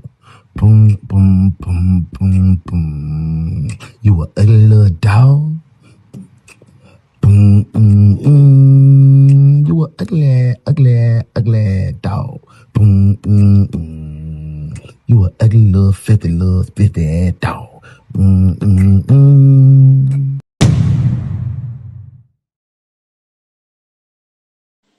No, he's white too. This dude's black. Oh. What's the vacant one? This one? Which house is it? It's the second one. The one on the right. 1887. Is there a way to get back? I don't know. Car one.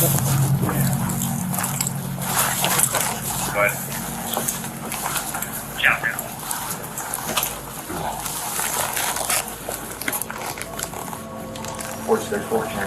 she guilty. She guilty because she like Alabama.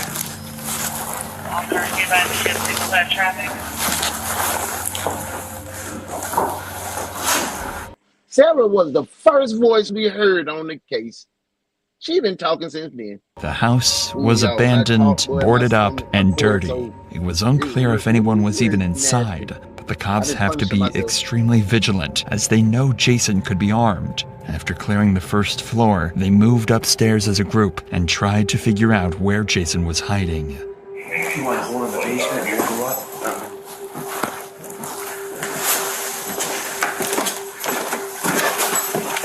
Yeah, she should definitely go down. She orchestrated this hit. She told him all about Mr. Benny, man.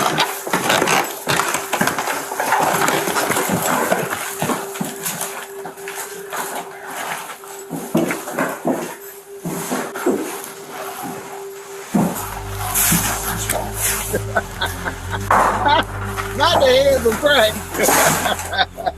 Only one door on this floor was fully closed, and every other room was empty. This is where they think Jason is. Problem is, they've already made a lot of noise, so whoever's on the other side of that door could be prepared. That's why they...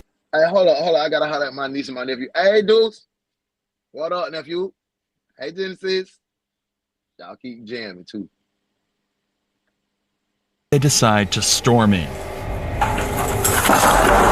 Hands, motherfuckers! Hands! Oh, so this is where we jumped up at. Hands! Okay. Don't move. Roll over and put them on the top of your head. Roll on your stomach, hands are behind your back. Let's go! Yes, sir. Yes, sir. Hurry up, Jason.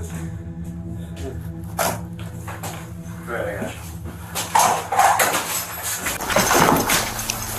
What's that knife?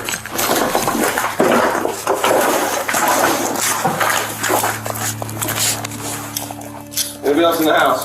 No, sir. You got everything to leave on you, man? Besides the knife? Yeah. Alright, stand up. What's up, picture?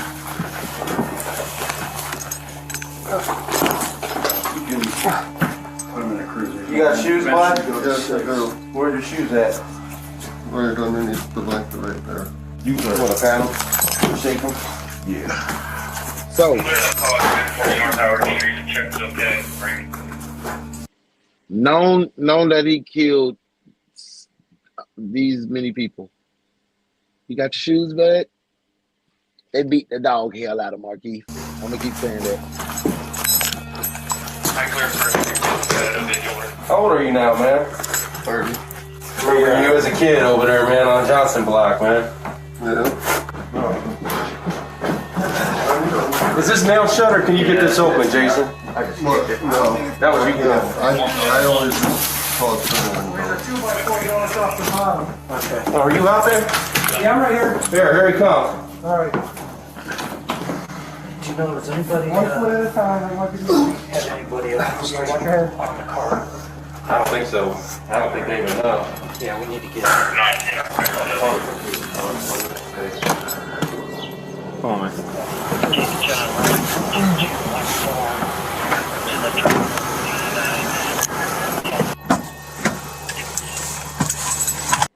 My knees real like, ugh. Boy, getting in the back of them cars, boy. Ooh-wee.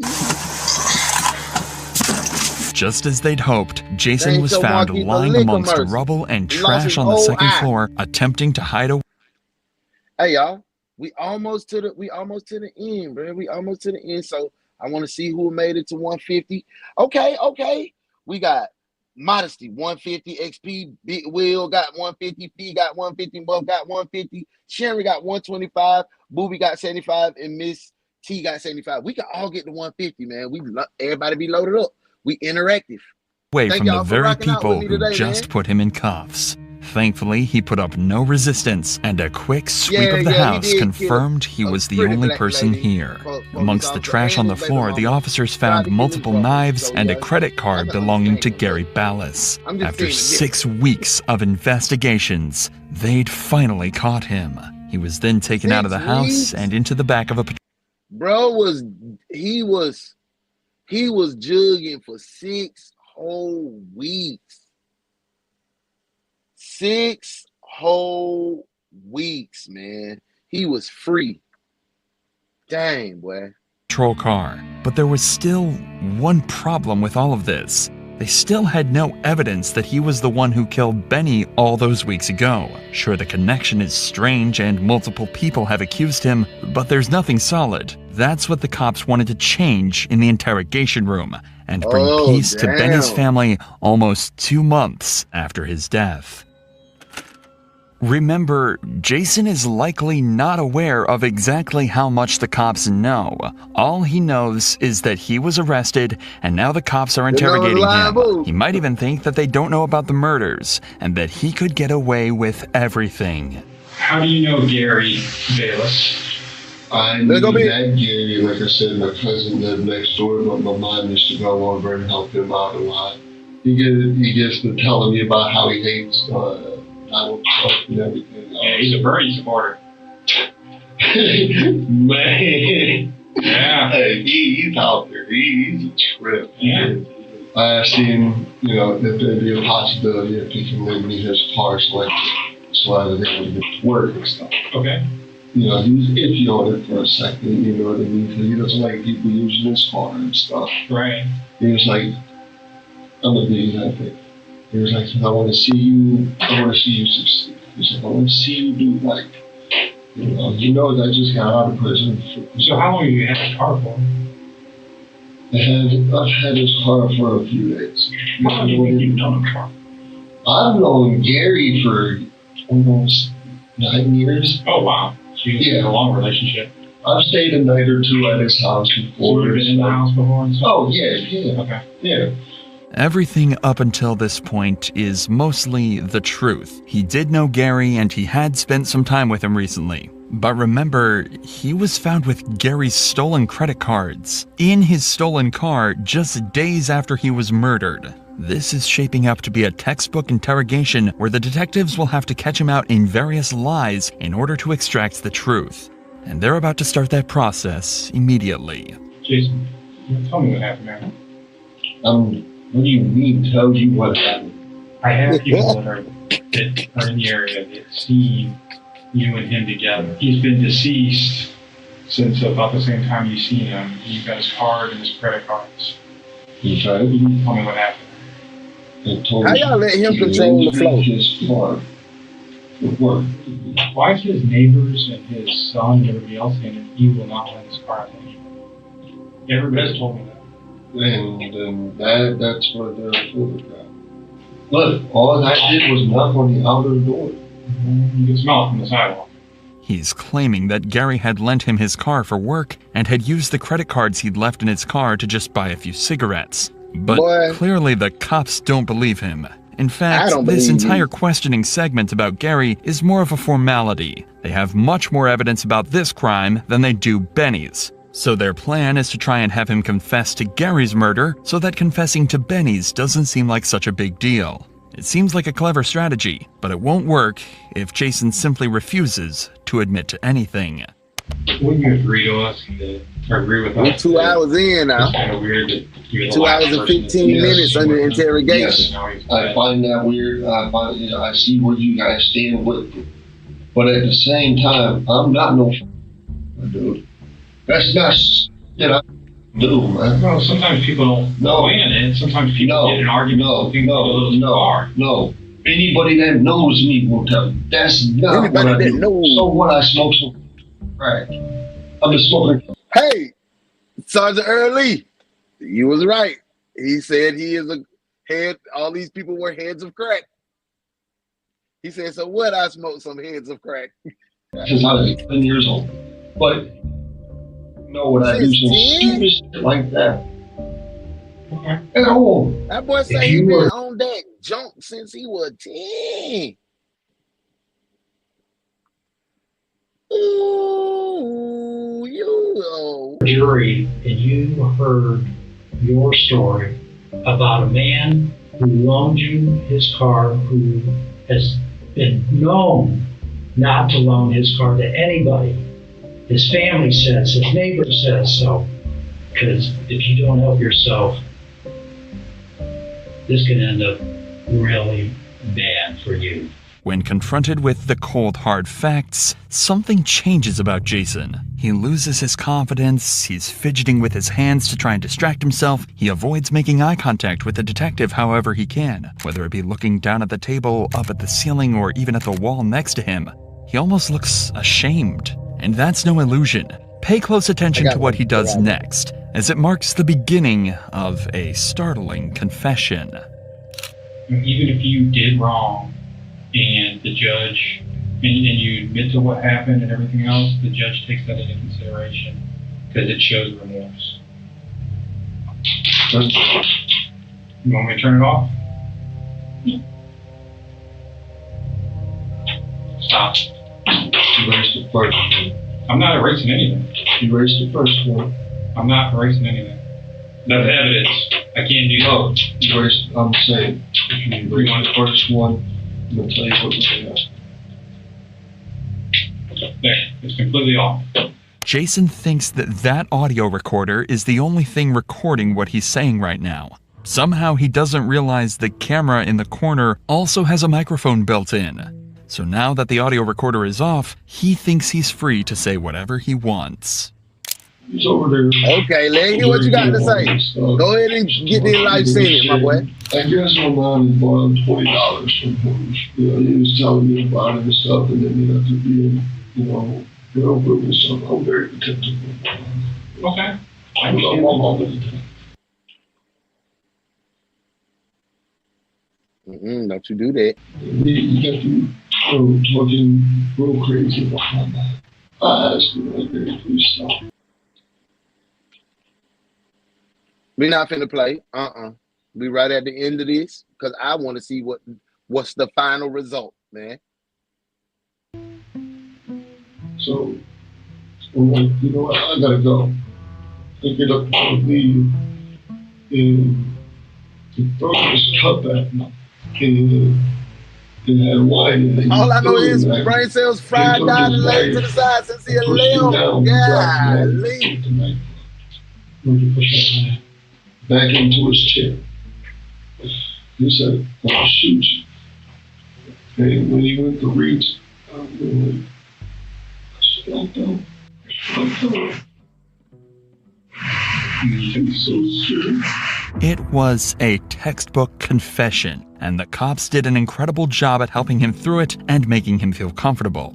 The thing is, they know this still isn't the whole truth, but it's all they need for now. They could disprove his self-defense story later in court. What matters is that he admitted to it in some respect. Now they can switch gears to Benny's murder, but he's not going to make that one as easy.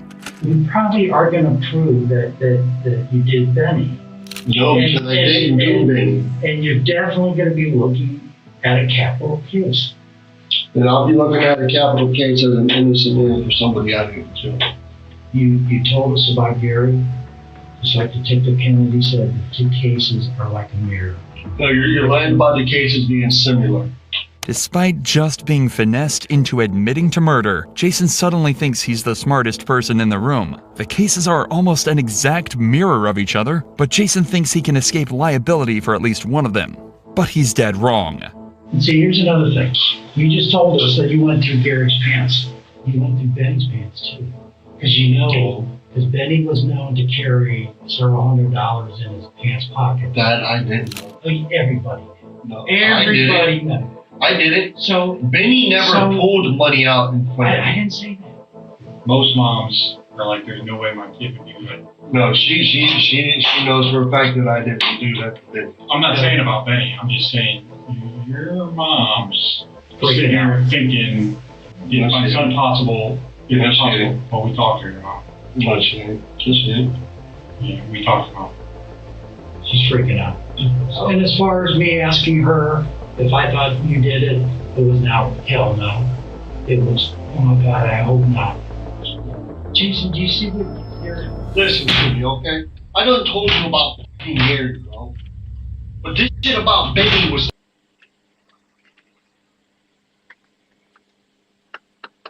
This Joker here, boy. This Joker here, he denying to the... Jason is a damn fool, a plumb fool, a jackass.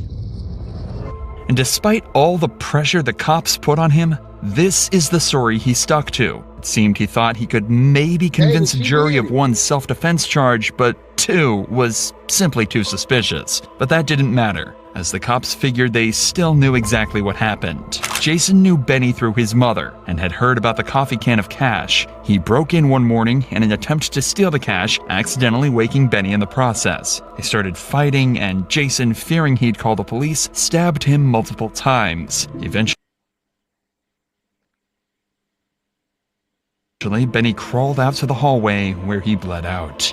They also started to discount his story about Gary's murder. They believed that it wasn't any form of self-defense, and in reality, it was simply a disagreement. Jason had gotten irrationally angry after Gary refused to let him use his car. In his rage, he shoved him to the ground and killed him in the same manner, before stealing his credit cards and leaving in his car.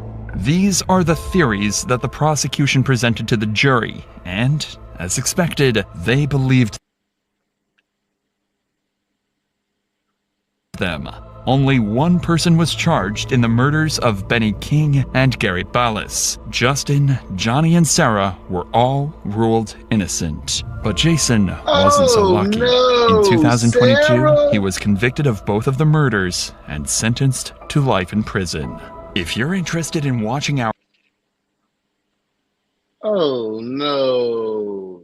How the hell did Sarah wag out of them charges? How did she beat them? How did she get away with murder, man? That is...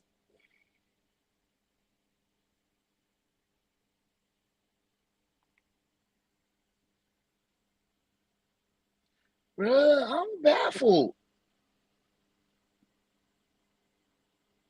She didn't get nothing. Hold on, bro. She ain't get nothing. Make sure I ended it all the way. censored extended 2 to 4 hour coverages of these original cases, make sure to check out our Patreon linked in the description.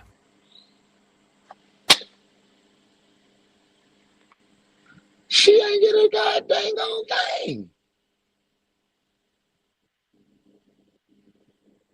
The lady went over there before he died and was over there after he died, and her son killed him, and she knew where her son was at, and she knew where the money was at, and she ain't get nothing?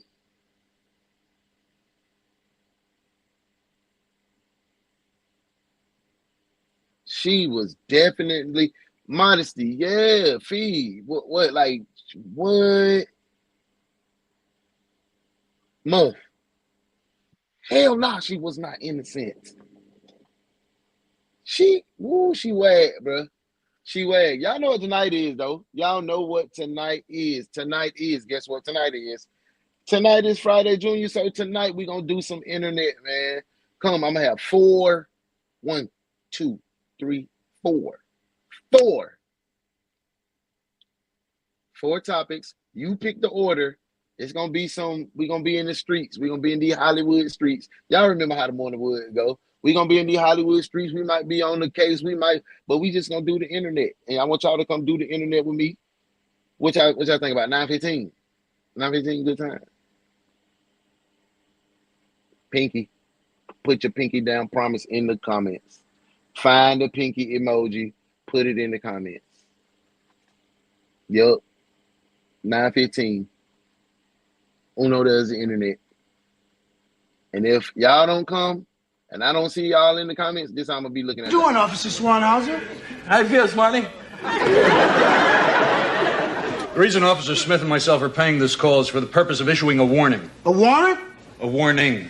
It's come to the attention of the department that an as yet unidentified suspect is operating in this area and attempting to sell copper that has previously been burglarized, and that said burglary may have been perpetrated by the suspect in question.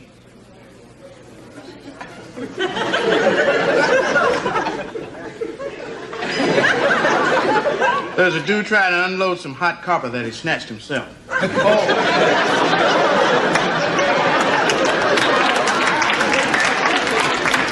Well, I thought he's dead. So until we apprehend the suspect in question, the department advises that you refrain from all purchases of copper from any person or persons canvassing the area. If you are approached, you're to notify the district police immediately.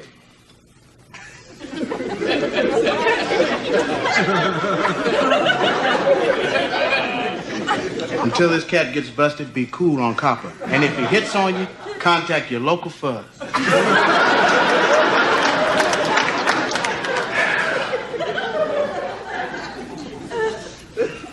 Did you peep the dude that's been ripping them off?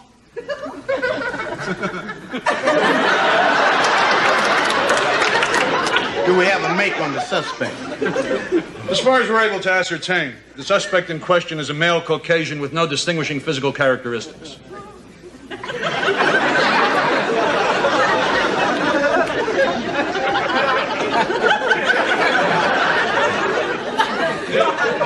He's a white dude. Yeah, Some of my best friends are white. Yeah, well, we'll see you later. We gotta get going. Oh, okay, listen. All right, then. Anytime you're in the neighborhood, Yeah, you're welcome just here. drop in. We play some checkers like and your stuff. home. Anytime you come by, we're always welcome here. That's right. Say, Fred. Huh? What you got here? A load of hot copper? No, we just covered this stuff up because didn't want to get it rusty. It was going to rain last night. Yeah, okay. It was in the paper. We gotta get going. Come on, partner. We don't want to get it wet. Yeah. Anytime you're in the neighborhood, drop in. It was nice meeting you, Officer Swanhauser. Hi, Swanee. Oh. Fred Sanford was my parents' goddamn favorite. That and the Three Stooges. But yeah, I see y'all rocking out with the pinky emojis. Yeah, so 9:15, we gonna kick it off tonight. We gonna do a little internet. I hope to see y'all in the building. Mo said she don't have no pinky emoji. Yes, you do. Oh, there it is. Bap in there. Booby said, "Oh, my bad. I didn't see a pinky. I just put whatever." I know, because you just be on your own little thing. You just do your own thing, Booby. I thought I was cool. Here, thank you. I appreciate it. I appreciate it. She said, "Oh, I wasn't talking about you, Booby. I was directing that to Uno." Oh, yeah. I think she knew. Fred G. Sanford. The G stands for getting money. On my mama. Hey, y'all. I want to remind y'all, tomorrow is payday, so come tomorrow ready to rock out. We're going to have some good fellowship tomorrow. I hope to see you all tonight at Uno Does the Internet. I'm finna get on out of here, man, because I got to go do some, I got to go get my son together. He finna get ready to go fly out. He finna go to Florida. See, that's crazy. When your kids, I remember I used to got dang on. My boy wouldn't leave outside. Now I'm taking flights to go see your lady for real. Life moves fast. Enjoy it. Stop and smell the roses for real. Hey, and I ain't even finna lie to you. I'm finna get on some shrooms. I might be back. I might be back by the time the show starts. I'll see y'all tonight. I love y'all. Bye.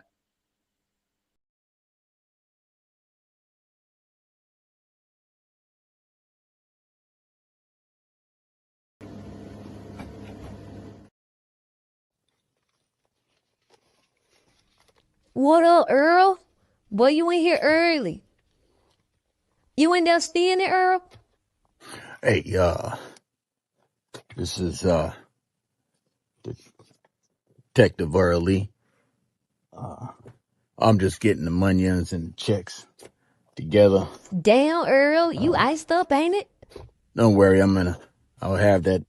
You got that new I'll have it out to Hellcat. you guys here. I'm in the evidence room right now. What you putting in your bag out the evidence from, Earl?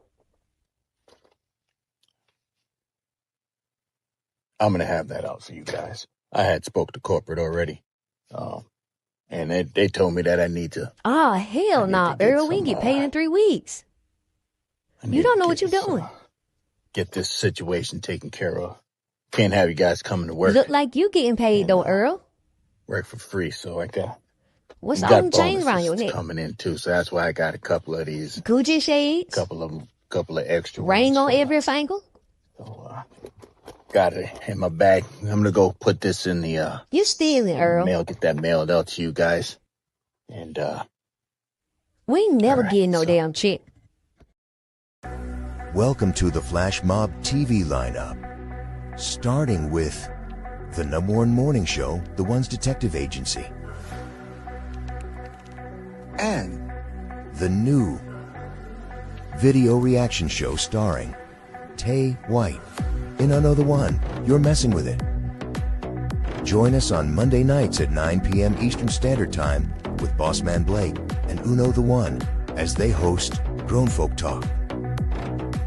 And the wildest show on the internet, Uno Does the Internet, goes live every night Thursday at 9:05. And Fridays belong to Bandcamp. Join host Modest Moments as she give you a journey into Bandcamp at 6. And on Saturdays, DaOnes Detective Agency presents Street Beat, the Overtime Hours. Come get you some overtime Saturday, 9:05. It's a host of things here on Flash Mob Entertainment. Don't miss. The only detective agency capable of handling these grotesque and obscene cases. Look no further than the Ones Detective Agency, where evidence does not matter. We lock you up and figure it out later. Hey, what's up? The Ones Detective Agency, with your captain, Uno the One.